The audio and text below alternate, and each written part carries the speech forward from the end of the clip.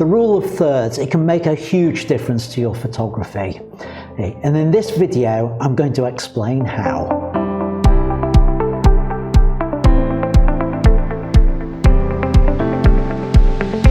Hello, welcome to In Studio. I'm Ian M. Butterfield. In one of my recent Sunday night live streams, I explained in detail about the rule of thirds and the difference that it can make to the photographs that we produce. Let's join the live stream as I go through it. Let's start with rule of thirds. And as I've said already, these are guidelines. They are not rules set in stone that you have to follow. They are guidelines to help you become a better photographer. I would encourage you to follow them, and once you are familiar with them, then you can learn to break them. And the idea of the rule of thirds is it moves you away from this idea of putting your subject in the center of the frame. One of the things I really hate about modern cameras and the focusing system is you've got this major focusing point bang in the middle, and what that does is it encourages novices to think, well, that's where it's telling me to focus, so I will put my subject under that focusing point. And sometimes you've got the circle around it as well, and it's saying, right, put your subject there, and that's not necessarily the best place to stick your subject. And the rule of thirds is all about getting you away from doing that. And what you need to do is imagine on your image that your image has a noughts and crosses board overlaid on it.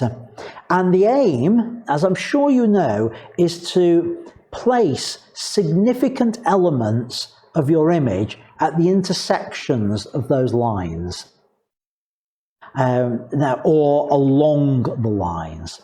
So here's an example for you. I want you to notice where the eye is located on there. So imagine we've got the checkerboard over the top of this, the noughts and crosses board. And what's the most significant thing when you photograph a person? It's the eye. So we position the eyes, or in this case, the one eye, at a 1/3 level, a third of the way down from the top. And we place our subject a third of the way into the image, either a third from the left or a third from the right with it. And with this one, if I draw that board over the top, you can see the eye ends on that intersection. That's the use of the rule of thirds. Also, look towards the background on this. Where's the horizon? It follows the lower third lines. My model, my subject, is Kaylee, is down on the third line down the left-hand side. So that's where you need to locate. That's what the rule of thirds is all about. Now, what I want to do is go through a whole load of images and just draw out a few things about them and about the rule of thirds and about how it works. So the first thing to say is you don't have to be exact with it. It is not all about making sure that your subject is exactly on the third line. This image worked. She's just off. Now, Walter's probably going to say, yeah, but that's now on the golden ratio position. And yes, it is. And this is why I tend not to think about the golden ratio positionings, because I tend to think rule of thirds, because it's easier to visualize that and be a little bit loose with it. So you can see where the intersection points are on here. None of the intersection points are the significant bits. However, our subject is just off center, is off center towards the third line. So don't get hung up over it's got to be exactly on the third line. And we'll see as we go through. I've got the checkerboard, the noughts and crosses board over all the images for this rule of thirds section. And you can see how accurate I am or not with them as we go through. So here, another example where you don't actually have to be that precise. This one's a little bit closer though. So let's put the board on it, and you can see here the horizon's more or less on the third line. The display is on the third line, more or less. The guys in the cherry picker, well, they're one side of the line, and the base unit is the other side. So you could argue they're on there, but on the third line itself, no, there's nothing. So it's a little bit loose on it, and that's one of the things I want to sort of emphasize with rule of thirds. Don't get hung up on getting it precise. Use it as a guideline, and then let the rest of the composition fall into place and to help you with it. Just imagine that image if I put the horizon through the middle of it. If I'd basically I'd be including a lot of foreground that's not adding anything to it. So I'm using it all as a guideline. Here again, that one I mentioned about the horizon on the 1/3 line, that's a really good one to get used to.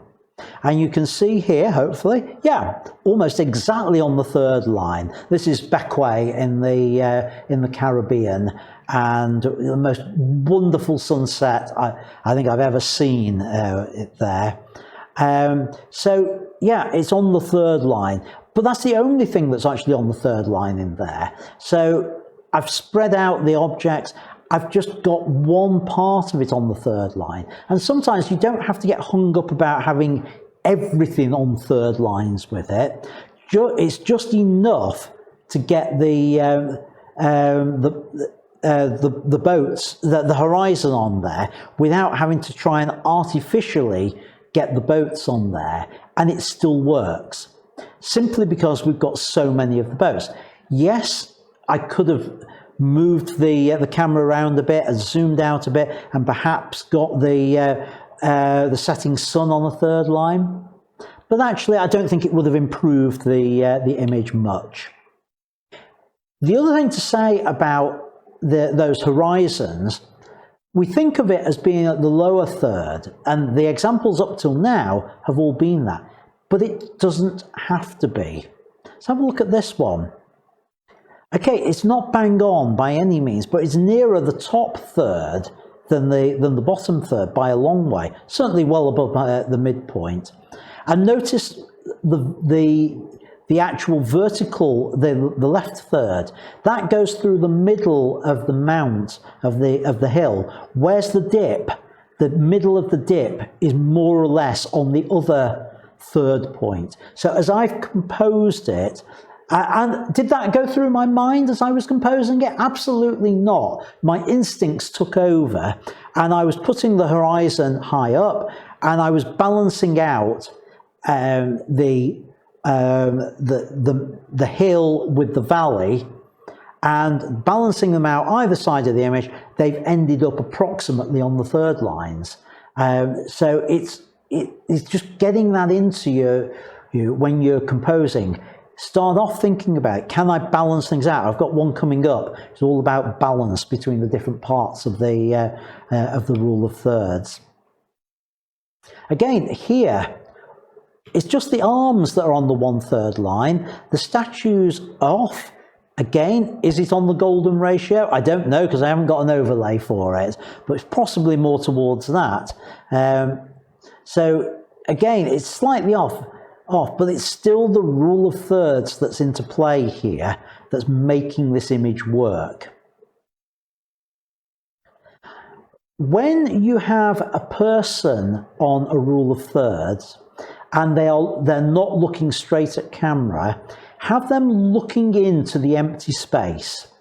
And you can see here, my subject's on the third line, her eyes are on the third lines, and she's looking into the empty space. And that's one of the guiding principles.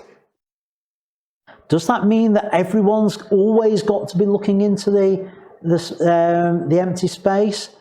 No, you can do it, you can break that, and sometimes it asks a question.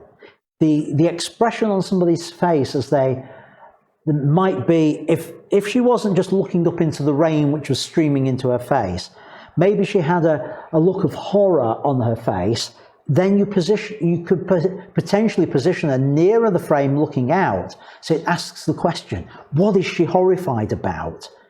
And then with that, we'd be putting her on the other third line looking out.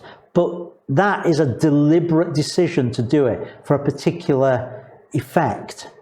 If you haven't got a reason for doing it, it's back to what I say, follow the guidelines. Put your subject on the third lines, let the eyes go through the third lines. Here's the one about balance that I wanted to talk about. Now, it's not exact, but you'll notice that what I've balanced here approximately is my subject is top left and is relatively close to that 1/3 intersection, and balancing her is some of the scrumpled up paper at the bottom right, and to try and get that balance in the image. And using rule of thirds to do that, if you can imagine that grid, that will help you with getting that balance in there, whether it's exactly on the intersections or whether it's, I'm trying to balance this, so I've got one bit just above a third line, so the corresponding bit needs to be just a little bit below, and doing it that way, it helps you think about balance within an image using those rule of thirds. Okay, another example here, and this is one that you perhaps initially don't see the rule of thirds in there, but when I draw the line, notice the bow is exactly on a rule of third. The eyes are, just about on the 1/3 line. So it's following all that, but its different elements are placed along those lines, and that helps make the image work. And the final thing to say about this is, if you've got it wrong, you haven't managed to do it in camera, and I would always encourage you, try and do this in camera if you can. But if for some reason you can't, then recompose in post-production. So here's an example where I couldn't do it in camera.